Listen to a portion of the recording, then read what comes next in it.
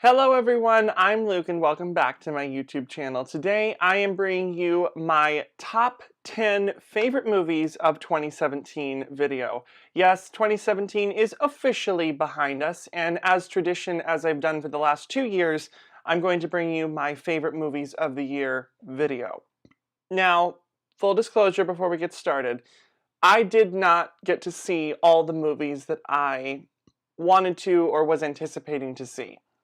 There were quite a number of films, both the big blockbusters and the smaller awards contenders that I did not get to see in 2017.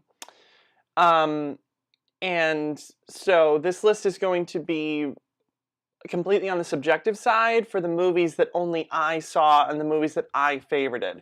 And also, I use the term saw in 2017 because there were some movies that were qualified as 2016 films, but they were released in limited, and I saw them in January when they went wide, which was only one of them on this list. And also, I've done away with the gimmick of doing my top 15 movies of 2015, my top 16 movies of 2016. I'm just doing a top 10. I will do honorable mentions to the movies that didn't make the top 10, but this was a very hard list to come up with because actually seeing all the movies on paper and ranking them in order from going from 25 movies that I saw in the year down to only 10, and I cheated with the number 5 spot because there's a tie for 2 movies, so technically it's 11. But it was very difficult because there were so many good movies that I did see this year. So without further ado, let's get started. So number 10 is The Greatest Showman. I just reviewed this movie. I saw it on Christmas Day, and I gotta tell you, I went in with serious reservations, and I was nervously apprehensive about seeing this movie. I had clearly heard that there were people that were judging this film right off the top because it was doing a revisionist history job on the life of P.T. Barnum. And also I thought that the bold choice for Pasek and Paul to write a modern contemporary music score to accompany a period piece would be a little bit on the strange side. But as I talked about in my review, I compared it to Moulin Rouge and The Great Gatsby because both of those films were period pieces that used modern contemporary music in their setting. But the reason The Greatest Showman is 10 and not higher on this list is because after I saw the movie, I started doing research on the real P.T. Barnum, and it shocked and appalled me at some of the horrible, horrible things that he did.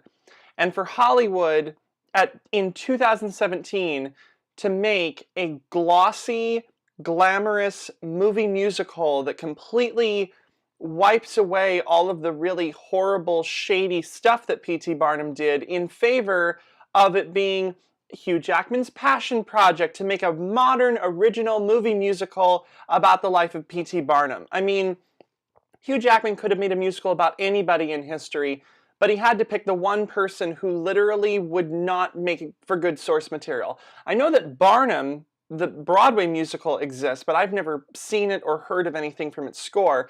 So solely going off of this, it was very strange in retrospect.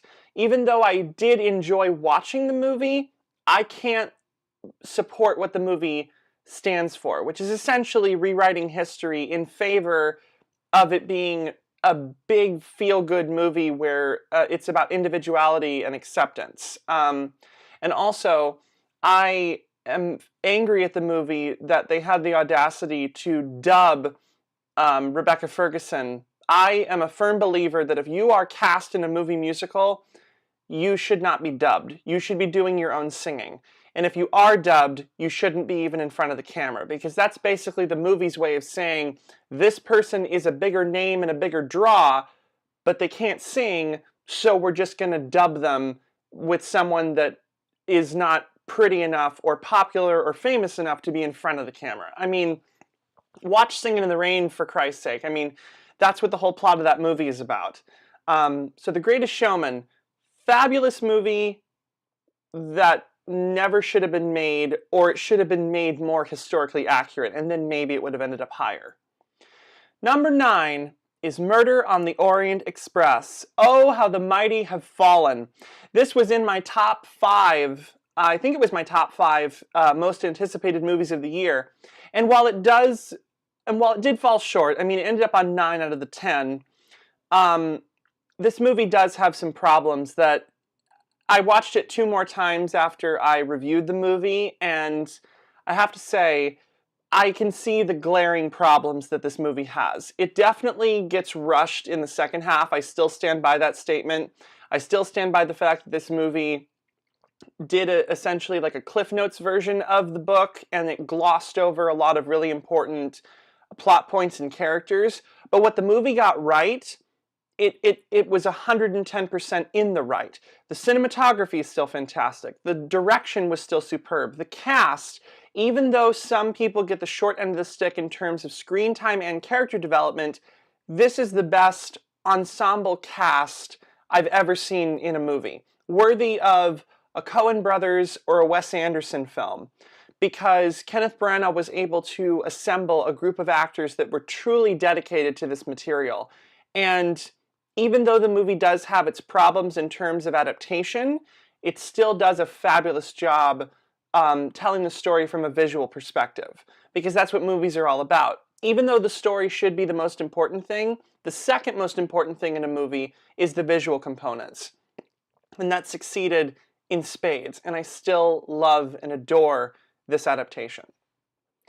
Number 8 is Jumanji: Welcome to the Jungle. I did not get to review this movie on my channel because I saw it on New Year's Eve. And I have to tell you, I went into this movie for the sole purpose of Karen Gillan, because I am a huge Doctor Who fan, and she was Amy Pond in seasons 5 through 7 on Doctor Who.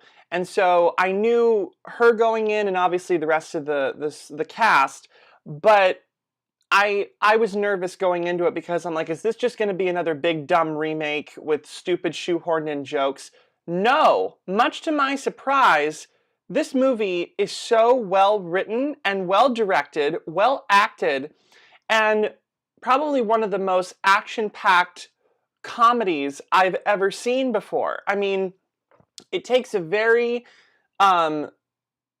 well written premise that you could easily screw up, and it doesn't. I mean, the idea that I'm sure that some of us had, that these 4 teenagers would be turned into these avatars, how would we be able to keep them all straight in our head? How would we be able to accept that this is the reality of the story? It looked very convoluted and kind of stupid, but the end result, the actual finished product, was fantastic. I can't recommend this movie enough. I had so much fun. I had a big tub of popcorn, of fizzy soda, and my family all with me, and it was so much fun.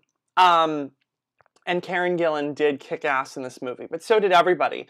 Dwayne Johnson was fantastic, Kevin Hart was fantastic, and even Jack Black, which the joke that the popular blonde girl is stuck in Jack Black's body is still played off as extremely funny, but the joke never overstays its welcome. It was a lot better than I had hoped, which is why I was so impressed with the movie.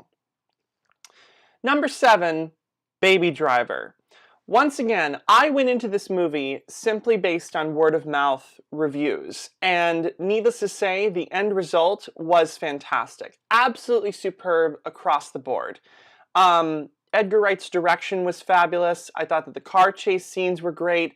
I thought that the music, not only the actual soundtrack that accompanied the film, but the way that music plays a very key part in the entire endeavor was really fantastic. And I couldn't help but just completely fall in love with this movie.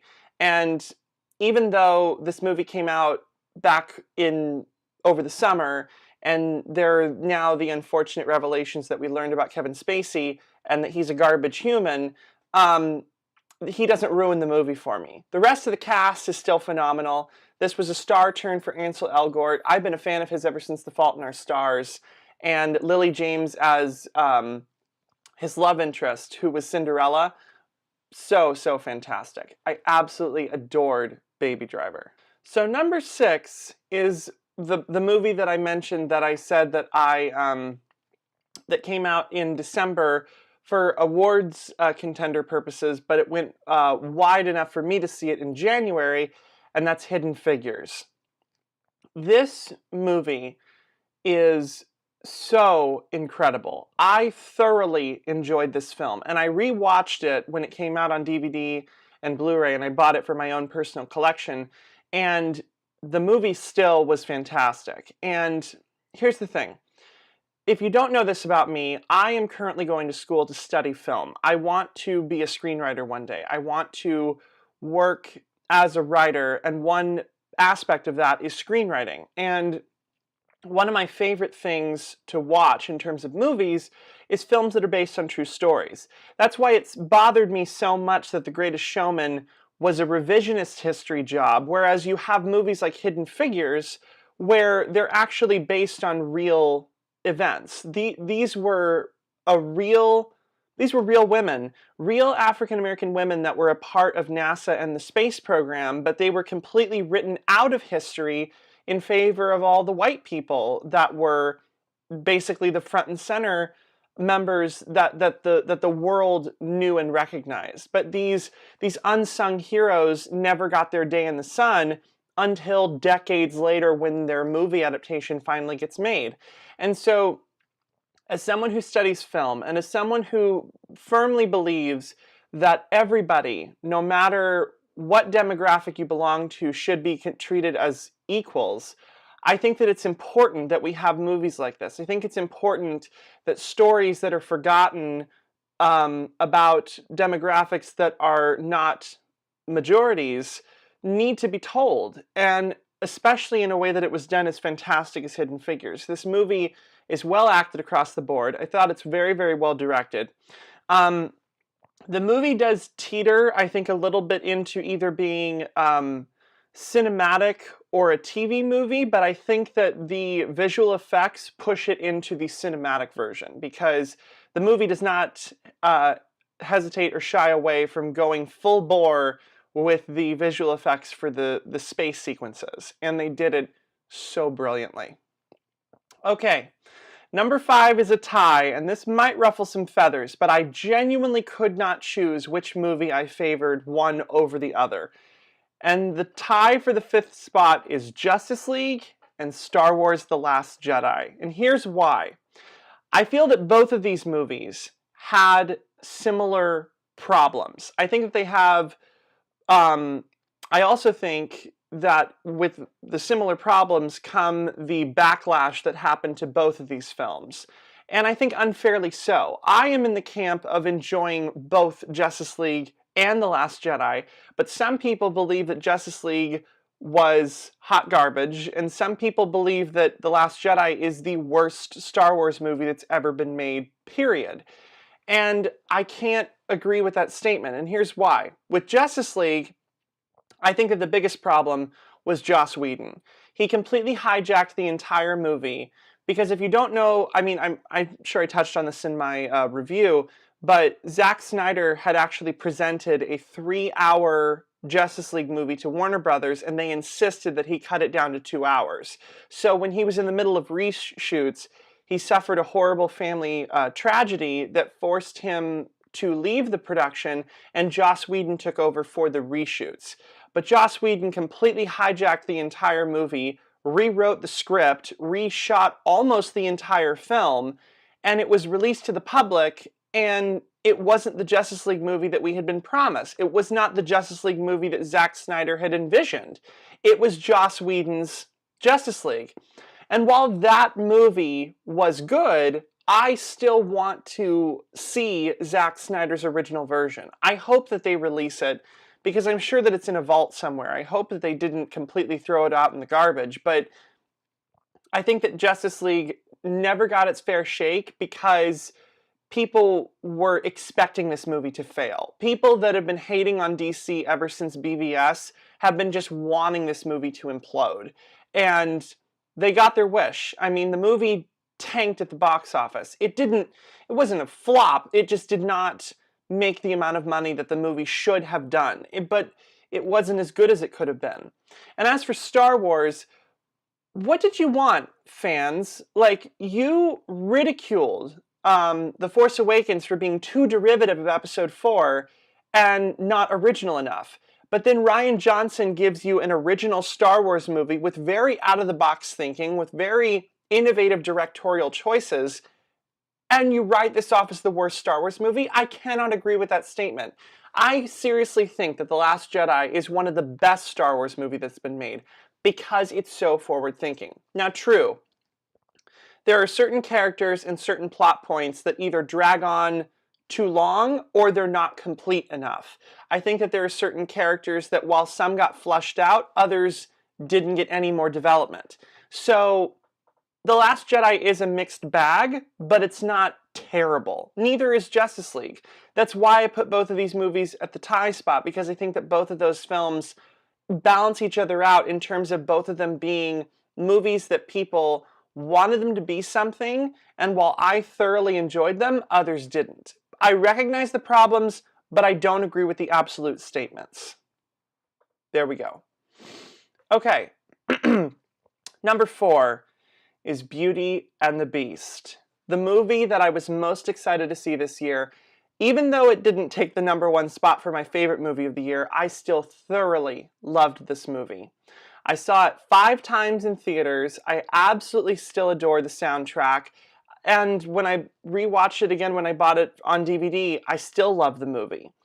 I do recognize, I do not have blind fandom faith. This movie is not as good as the original. It's on par, but it's not superior to the original 1991 animated movie. And I think that's the way that it's supposed to be. I don't think that these live-action fairy tales are supposed to surpass the original in terms of quality, but they're not supposed to be a downgrade or an embarrassment. I think that these live-action fairy tales should match the original in terms of the quality.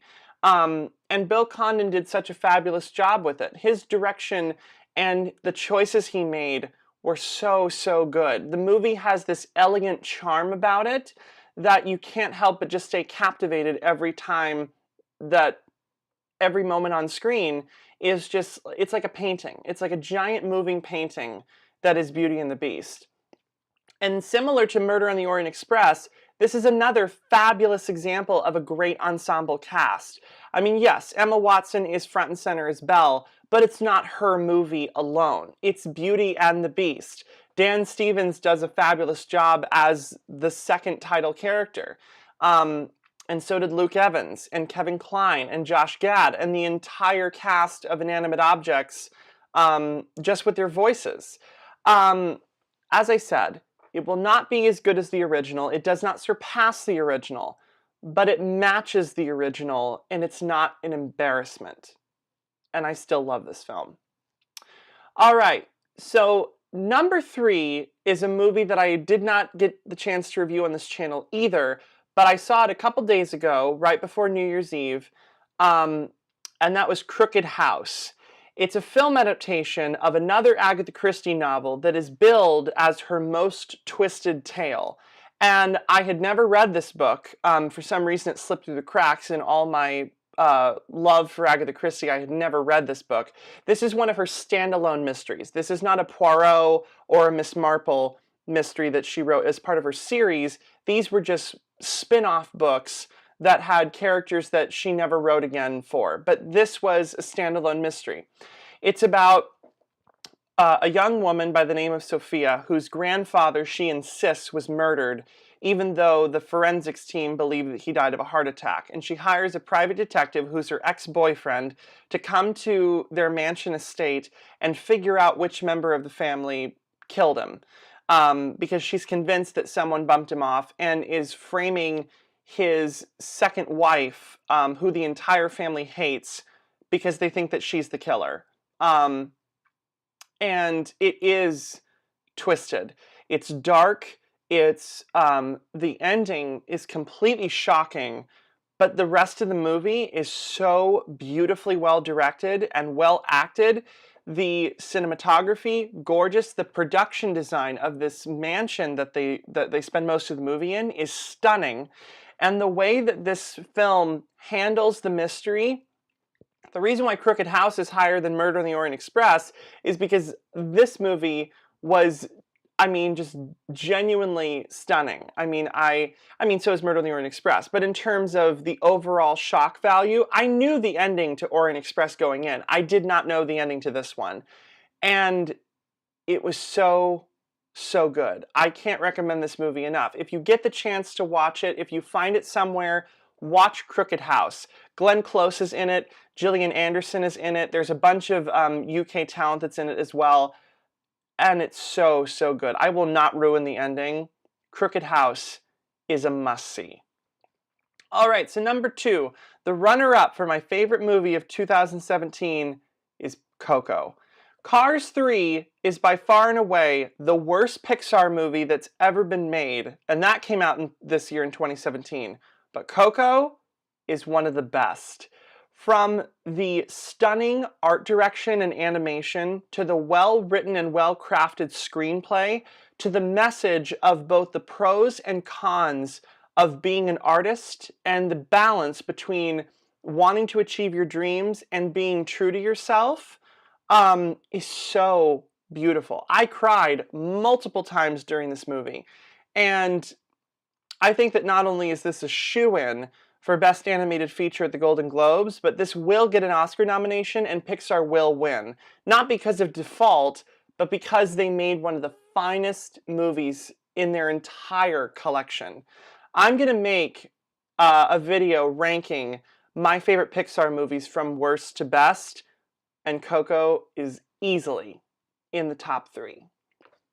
Okay, so my number 1 favorite movie of 2017. I fought long and hard about this. I had to ask myself, what was a movie that, if not 100% perfect, was near close to perfection? What was a movie that genuinely entertained me? What was a film that I was shocked with my jaw on the floor at how spectacular it was in every single aspect? A true masterpiece, and a film that I do believe should go down in the history books as one of the finest crafted films ever made. Wonder Woman. Nothing this year was better than Wonder Woman. For a movie that had the odds stacked against it from day one, I mean, the Wonder Woman movie has been in development hell for decades. While Batman and Superman have gotten so many adaptations on the big screen, Wonder Woman never made her cinematic debut until Batman v Superman just last year. And now she gets her own standalone Origins movie and knocked it out of the park. Patty Jenkins' direction, Gal Gadot's amazing performance, Chris Pine as probably one of the greatest male characters ever in a comic book movie that I've ever seen. The cinematography, the costume design, her hair always looking fantastic on screen. The world building, the actual story of the movie is so well crafted and so brilliant that it captivated your interest. It didn't have any contrivances or plot holes that so many movies unfortunately have when they finally reach the end result. And that scene in No Man's Land, I mean, talk about artistry. This is more than a movie. This is more than a cultural phenomenon. This is a masterpiece. I said Beauty and the Beast was a painting, was a painting film like. This movie is art. This movie is a masterpiece. I can't articulate it more than I already have.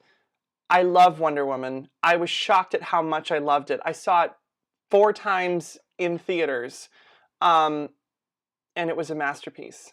I can't praise that movie enough.